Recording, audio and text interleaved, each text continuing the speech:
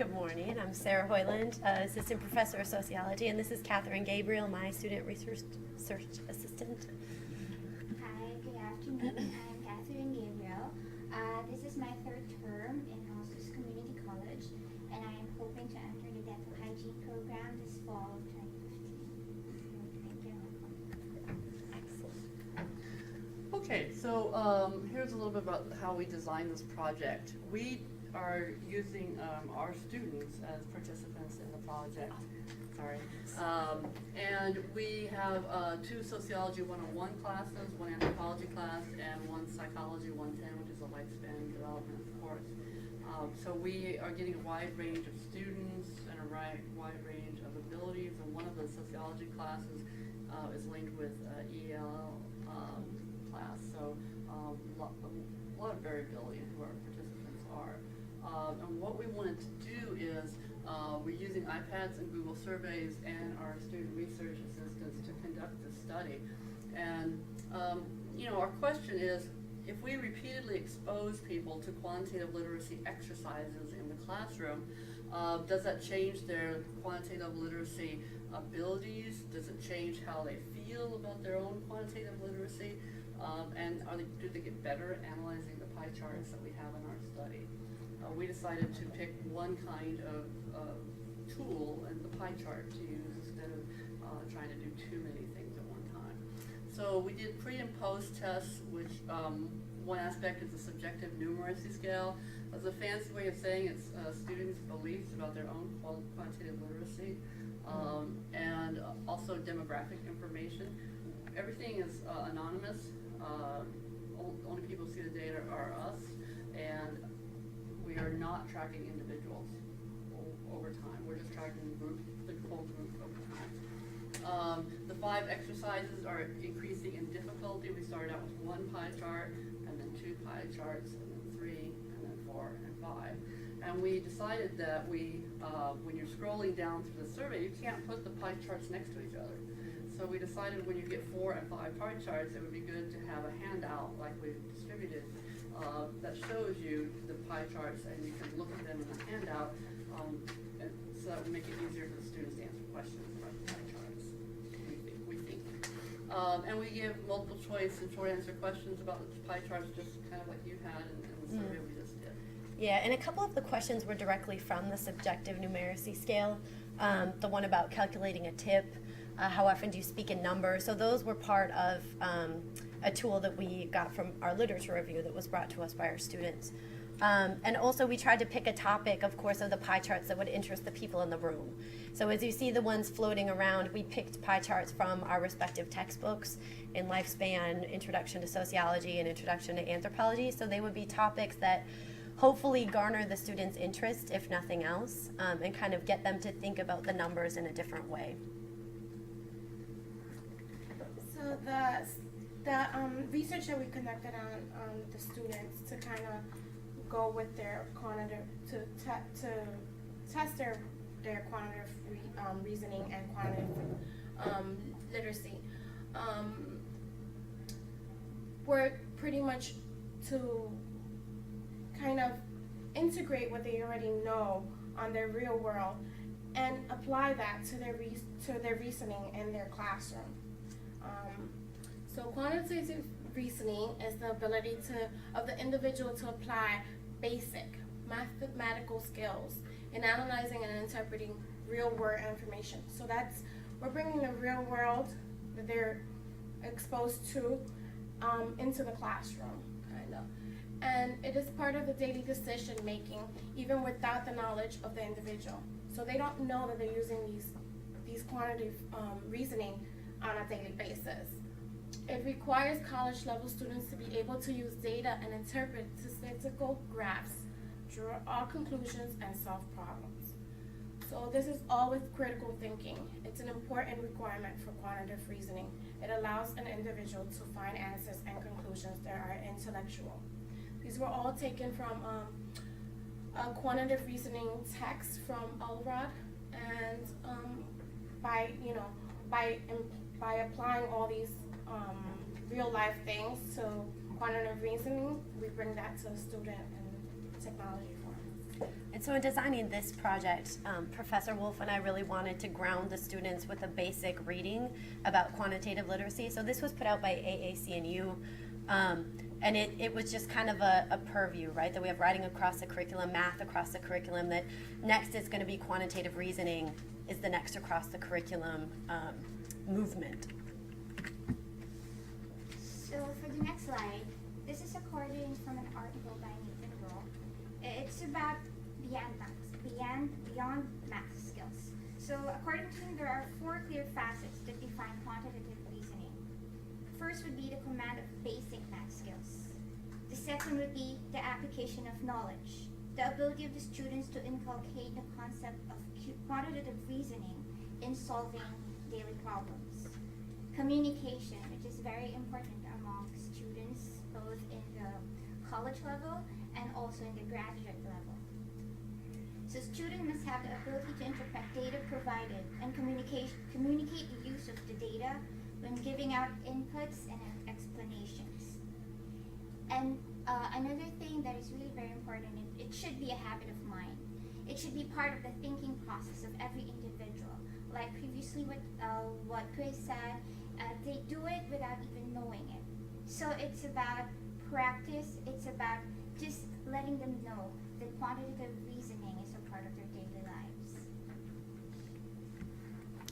So to sort of conclude this second project we're working on, we're just starting to gather the data. In fact, this morning I had an email from Kate at 4:45.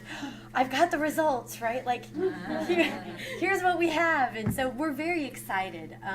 Certainly this is something that, all colleges and universities are looking at in terms of, how can we start to integrate different aspects of quantitative reasoning in subject areas that aren't traditionally quantitative?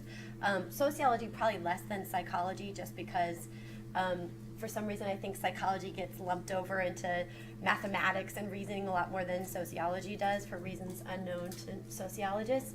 But in terms of the initial observations, our students were really excited and interested to be in the project. So our students were the participants, and we went through a lengthy IRB process, HRPP, in order to get approved to conduct research on our own students. So we were very worried that our students might feel like guinea pigs, or they might feel like we're using their class time to do something else.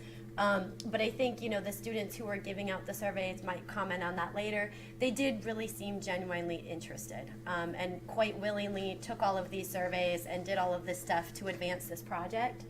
The student research assistants were absolutely instrumental in developing this incredible rapport with our students. They would come in, the students would know their name, hi, how are you? Professor Wolf and I would leave the room so as not to cause any undue influence.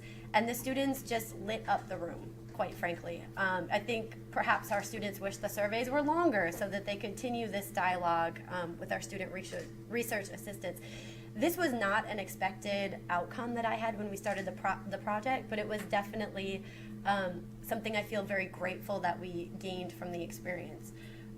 Again, time, we were also concerned starting this that if we were taking 10 to 15 minutes of class time to do these brief surveys, we would be losing this valuable class time we have with our students, and we have to get through this amount of content. And I think by the end, both of us, we're still reflecting on the process because we're still in it. But it really has not been a major issue. Taking 10 minutes to kind of do this as a warm-up when they come in the door did not seem to take away from teaching any content during that time, particularly because the graphs were related to topics we were covering at that time. The next point was that iPads generally limit students from texting. And this is really interesting, and I'll just kind of jump down to the next point. So I noticed in my classroom that they didn't want to give the iPads back. And I'd been using iPads for a couple of years, so was Professor Wolf. But the really interesting thing was I thought, okay, and we did this learning styles thing, and I took it with the students, and come to find out I'm a kinesthetic learner. Well, I always thought I was a visual learner. And then I realized, okay, well, for me, I like to write when I'm listening or when I'm somewhere and I'm interested in something. And our students like to do this, right? So when I allowed them to keep the iPads and follow along with my lecture, I started having them do wikis in class, participate in all these collaborative learning spaces in Blackboard.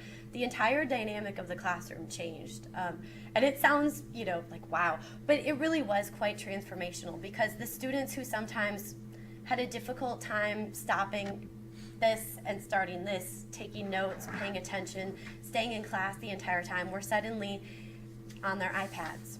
Right? And when you use Nearpod, you can lock them in, so they can't be anywhere else. So when you look out there and everyone's on their iPads, you know what they're doing, because they're doing what you tell them to do, right? So, it was a really interesting kind of thing for us to see, I think, how engaged the students were when they were given this iPad, right, to kind of play with in class. I think there was also, in terms of the interest, students were really interested in seeing what Professor Wolf and I do outside of the classroom, that we were interested in issues related to quantitative reasoning. And I always sort of prefaced it with, this is an issue that concerns everyone in the classroom. At Ostos, 12% of our incoming students are math ready. And so, for almost every student in the room, math has some kind of emotional aspect to it, as well as, just the idea that, oh, we're going to do math, right? We're doing math in sociology. We're doing math in psychology. In terms of the limitations, I could have another session about the IRB process here at CUNY, but I won't. So, as some of you know who may have applied, with the system changeover from IRB.net to ID8, there was sort of this vacuum within which our proposal and some others I'd already done got sucked into. And so we were slower getting started than we would have liked to. We actually were prepared and were ready, and we spent a ton of time over the holiday break trying to hit the ground running, and we did not get approved until April. So, for the application that was ready in the middle of January. So, those things happen, certainly. And, it was really interesting. So we had to compress our study. The initial design was to do bi-weekly pie charts, and we had to do weekly. So, we'll have to really look at our results, and of course we'd like to repeat it again in the fall to see if the sequencing and the time between pie charts makes a difference in terms of student performance. Possible changes, again, might be going over the exercises with students after they were done. Using the pie charts as a teaching tool to really get into them and get students thinking about the data that we showed them in their survey. We did not have time to do that this semester, and we would like to in the fall. And then, as Professor Wolf said, we did end up having to go paper with some of the later exercises, because we didn't want the scrolling to be an issue in terms of how students were reading the data. So we're going to do that for now and hopefully find a better solution as we move forward. Are there any questions? Oh, and a note before you guys leave, we need those pie charts back. Okay. Yeah. We only have a certain amount of color copies. Yes, Is Nearpod a free software?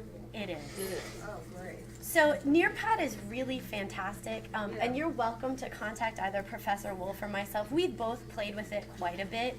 It just, like any other free app, it has its limitations, and we ran across them this morning. Right. Trying to get these links in there for you guys, right? So, I was like, oh, we'll just use Nearpod. It's easy, everyone can access it. And Right. once in a while, the app doesn't work on all the iPads, which happened in greater numbers than I've ever seen it happen today. Yeah. But it is one reason why, to do our formal study, the one that we had the IRB approval for, we decided to use the Google survey link and then put it in our Blackboard shell, Right. because there's no way for it to go wrong. And Nearpod is great for teaching. You can lock the student's screen, and they can Yeah. see, and you control what they see, and then you can move back and forth. And I've Right. done it lots of times in the classroom.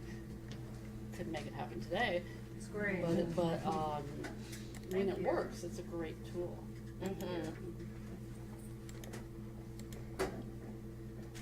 Other questions? I know it's kind of weird we morph from one to another presentation and everything, but any questions for anything we've talked about today? Yes. Did you have the students in the classes fill out the permission forms to be part of the survey, and so you only would be able to report on the results of those who signed the permissions, and then was that a large percentage of the students? Do you guys want to talk about informed consent? Yeah. Yes. Well, during the first survey, Yeah. we gave them the informed consent. It's for them to read before they start, and then we inform them that upon reading it, it's up to them. It's not mandatory. It's up to Right. them whether they would want to participate or not, and nothing against them if they wouldn't. So they get to keep the informed consent because we would not get their names because it should be anonymous. So it's with them. And then for the next one, we would be asking if there are anybody who have not read the informed consent, and then we give that person an informed consent and explain to them again. So it's a process that we do before we start with the survey. So yeah. So everyone takes the survey.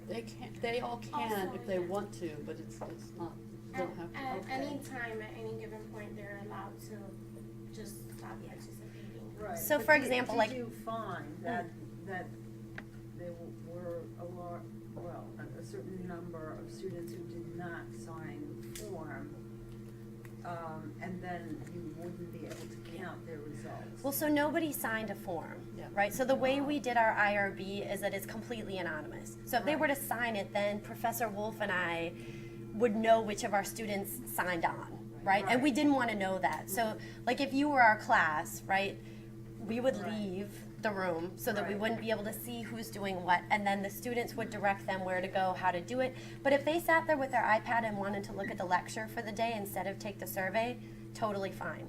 Yes, yes, it's strictly verbal consent, no signed Oh, forms. I see. They kept the forms for Oh, their I own see. knowledge. Yeah. You said you were tracking them en masse, right? So Yeah. it doesn't really matter. who Correct. participated. Right, we're not Right. 'Cause looking we're gonna at lose one students and- individual yeah. over time, yeah. It's not a longitudinal study per se, Right. it's just I looking guess at. what I'm asking is, did you get enough students? Oh, yeah. Okay. Yeah. All right. In my class, nobody refused to Right, do I it, didn't know, want I to do see. it. So all, I think Well, the most- initial numbers, I mean, we're looking at about 25 students in each class, give or Yeah. take 5. Yeah. Yeah, They're hybrid or writing intensive. like my mine's ESL writing class is limited to 25, so we're looking at approximately 100 for the whole cohort. So Yeah. I think from the initial we had at least 70 intensive. I ish, think it was almost 80. almost 80 out of across, 100. across 4 classes. So yeah, a small portion of them. Right. We're absent even. Or absent, yeah. Right. Yeah, so they don't have to do each one, they can do one and not do another one, Yeah. and then pick up another one later, so because we're not looking at the individuals, we don't know who's doing the role. Do you think it makes a difference to your outcomes if students, for example, participate in the first one and in the last one versus a student who participated in every one? It If might, you're- Yeah. but since we're not looking at individual students, we won't really know that from this study. Right. We would have to do a confidential study instead of an anonymous study and track individuals over time. So we could do that in the future. We'll think about how we want to rework the study for fall and resubmit an IRB that's different. And it'll depend, we're gonna look at, did their skills get better?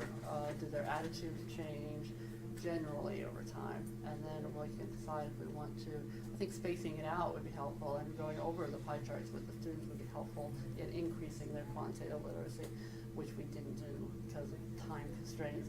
We still have 2 more exercises to do, and so it's going to go into finals week because of the IRB approval in late April. Well, thank you all for coming. Yeah, thank you.